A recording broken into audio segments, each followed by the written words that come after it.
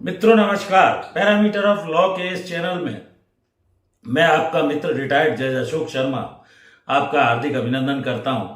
आज मैं सरकारी कर्मचारी या प्राइवेट जो भी हैं उनके संबंध में कुछ, जैसे सस्पेंशन आपने रोजाना नाम सुना होगा, रिमूवल सुना होगा, डिसमिसल सुना होगा, टर्मिनेशन सुना होगा। इस टर्मिनोलॉजी के बारे में बहुत सारे व्यक्तियों द्वारा मुझसे पूछा गया है। ये वीडियो बनाने जा रहा हूं। वीडियो अत्यंत महत्वपूर्ण है, शुरू से अंत तक देखिए, इसे बीच में स्किप मत कीजिए। छोटे छोटे टर्म हैं जिन्हें आपको जानना चाहिए।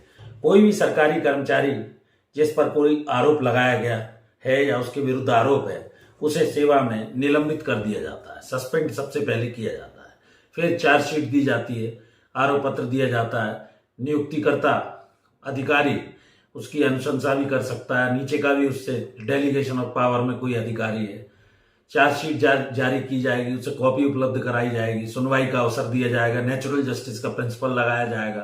तो सस्पेंशन या निलंबन जो है, ये हाईकोर्ट और सुप्रीम कोर्ट के क्लियर कट व्यूज हैं कि ये दंड नहीं है। निलंबन अब दंड नहीं है। डिसमिसल जो है वो सबसे बड़ा दंड है।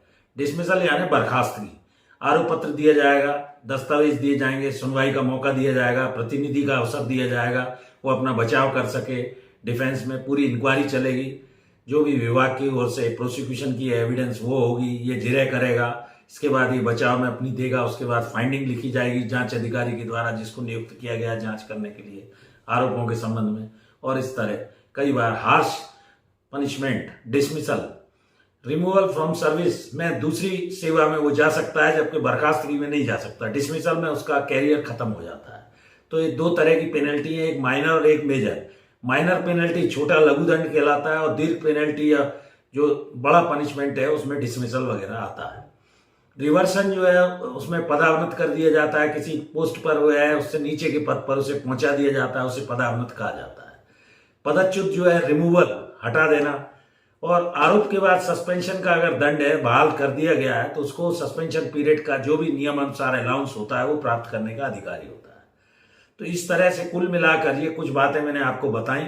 और कर्मचारी आगे गड़बड़ी न करे, आरोप पत्र दिया जाकर उस आरोपों के संबंध में एविडेंस ली जाती है।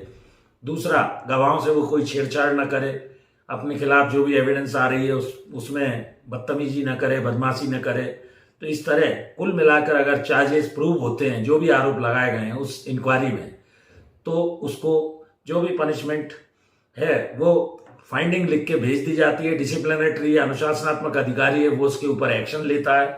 और ये डिसमिसल जैसा मैंने बताया, हार्श एंड एक्सेसिव पनिशमेंट भी कई बार होता है, तो वो दूसरी सेवा के योग्य नहीं रह जाता है। अपॉइंटिंग अथॉरिटी से नीचे का आदमी उसका डिसमिसल नहीं करना चाहिए, नहीं तो वो ट्रिब्यूनल्स के द्वारा, हाई कोर्ट के द्वारा क्वैश हो जाते हैं और निरस्त टर्म डिसमिसल का ऑर्डर हो जाता है। टर्मिनेशन में स्टिग्मा नहीं होता है, कोई किसी तरह के दुराचरण कदाचरण का आरोप नहीं होता है। बिना अनुपस्थिति के 4-5 साल तक कई बार सरकारी कर्मचारी अनुपस्थित हो जाते हैं, उन्हें टर्मिनेट कर दिया जाता है। तो इस तरह कदाचार जो है वो मिसकॉन्डक्ट के या दुराचरण के आरोपों के आधार पर चार्जशीट दी जाकर पूरी इंक्वायरी कंडक्ट होती है, जांच होती है। और कई बार पर कर्मचारी किसी कारण विशेष के, कोई कारण से उसके घर कोई लंबा बीमार हो गया, वो स्वयं बीमार हो गया, पत्नी बीमार हो गई, सूचना दिए वगैरह या सूचना देकर अनुपस्थित हो गया, तो भावी प्रभाव से ये प्रभावी होता है। कदाचार आरोप प्रमाणित होने पर भावी यानी जिस डेट से वो ऑर्डर इश्यू किया उस डेट के बाद, और उसे सीमा समाप्ति फिर कोर्ट में जाता है, चैलेंज करता है। यदि वो क्वैश हो जाता है ऑर्डर, तो उसको कई बार बैक वेजेस भी दिला दिए जाते हैं।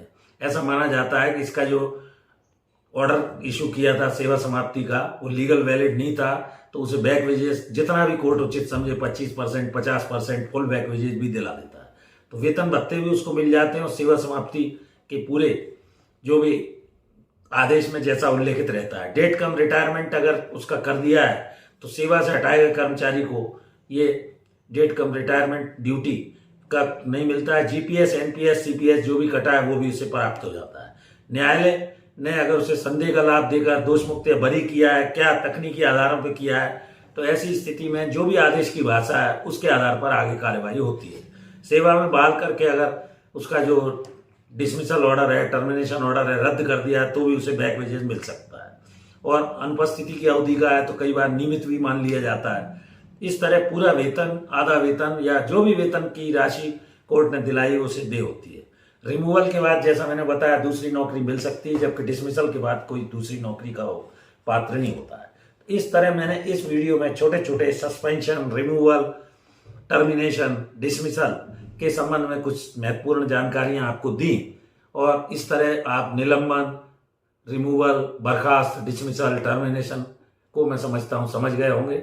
इस तरह की जानकारी के लिए जुड़े रहिए। पैरामीटर ऑफ लॉ चैनल से मैं छोटी छोटी जानकारी इस चैनल के माध्यम से ला रहा हूं, और आपकी कानूनी जो अनभिज्ञता या जानकारी नहीं है उसको दूर करने का प्रयास कर रहा हूं। कानून को जानिए, आप शक्तिशाली बनिए, अपने अधिकारों को जानिए, और उसके कारण किसी भी अधिकार का यदि दुरुपयोग होता है किसी अधिकारी के द्वारा तो आप कोर्ट में चैलेंज कर सकते हैं, ट्रिब्यूनल में जा सकते हैं, जहां भी आपकी एप्रोप्रिएट जुरिस्डिक्शन है, वकील की सहायता ले सकते हैं।